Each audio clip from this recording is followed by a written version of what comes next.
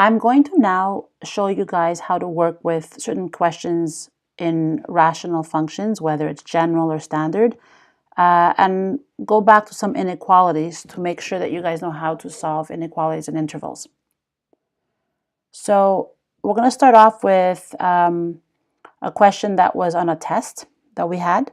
So working with inequalities and rationals.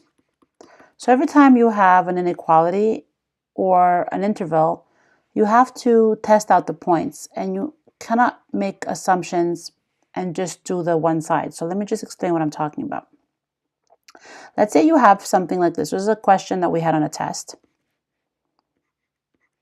So I'm clearly asking you, when is this going to be bigger than 0? Most people think, okay, I can just cross multiply, pretend it's an equal sign, and then I'm done with it. But no, you have to remember this is going to be an interval. First of all, just by looking at it, I can't tell if it's increasing or decreasing because this is in the general form. So, I don't like how it's written. I could write it differently, but whatever. It's going to be not the standard. I'm going to have to plot it out if I really want to see what this looks like. If you want to sketch it, go ahead, sketch it. If you don't want to, let's try to do this algebraically. So you're saying, when is this bigger than 0? So you pretend that this symbol right here is an equal sign. So let's just do that. X, 5 minus x is equal to 0. Let's cross multiply. So x is equal to, well, 5 minus x times 0. And my answer is x equals to 0. I also know that I had a vertical asymptote. So your vertical asymptote is very important because it's the fact that you can never have the denominator equal to 0. Vertical asymptote is 5 minus x cannot equal to 0. So 5 cannot equal to x. So right away, I know that my graph, if I do a little quick sketch, 1, 2, 3, 4, 5. There's one of my asymptotes. And I said the other one is the horizontal. And the horizontal is supposed to be y is equal to a over c. Now, I don't really know which one is the c and the a if they're in this order. So I could flip it around. And I could write it out like this. X over minus x plus 5. So the a is a number in front of the x. So a is going to be the 1. The c is going to be negative 1. So my horizontal asymptote is a over c, which is 1 over negative 1, which is equal to negative 1. So I have another one down here. And of course, I don't have to draw it out, but it just helps me visualize it. If I want to make up a table of values and see where are these points, are they decreasing or increasing, I'll just make up some random number. So like if x is 0. So if 0 over 5, 0 over 5 is 0. So I actually have a point over here. That means there's something going on over here. Let's make up another point. If x is, I'll take a point to the left of my asymptote. So if x is 4, let's just try 4. So if x is 4, 4 over 1. So that's still 4. So that's 1, 2, 3, 4. 1, 2, 3, 4. Let's say somewhere around here. So that gives me an idea that everything's going to be in this quadrant over here.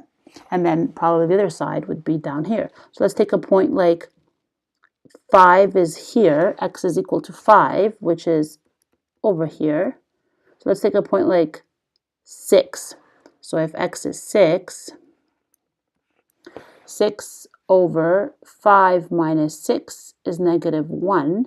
So 6 over negative 1 is -6. So when x is 6, y is -6. So it's going to be somewhere down here, which gives us a very good idea that our graph is going to be something like that and something like that.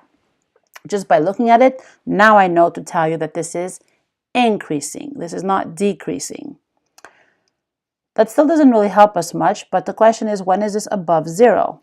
So we literally see when is it above 0 by the sketch, but we need to find out, we see that it's at 0. So the sketch will allow us to actually come up with the interval because it's very clear. It's going to be from -infinity all the way up to 5. And that's pretty much it. That's when it's above 0. Or no, sorry, from 0 to to 5, because we found that the 0 is 0. And it's never above again. But let's say you hadn't done the sketch. Could you have done this another way? Yes, you would have used the number line. Here's how you use the number line. Well, the number line, you have your numbers, and you know for sure that there is a 0, and the 0 you found it out algebraically, and you also knew there was an asymptote. So this is the asymptote. You can test all 3 areas. So you can test to the left and to the right of the asymptote. So if you test to the left, you would take a number like -1.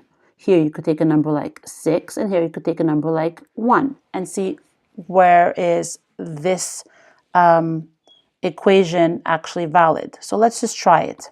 This is like another way. So x over 5 minus x is bigger than 0. First, let's try -1 and see what we get. So -1 over 5 minus 1, is that bigger than 0? So -1 over 6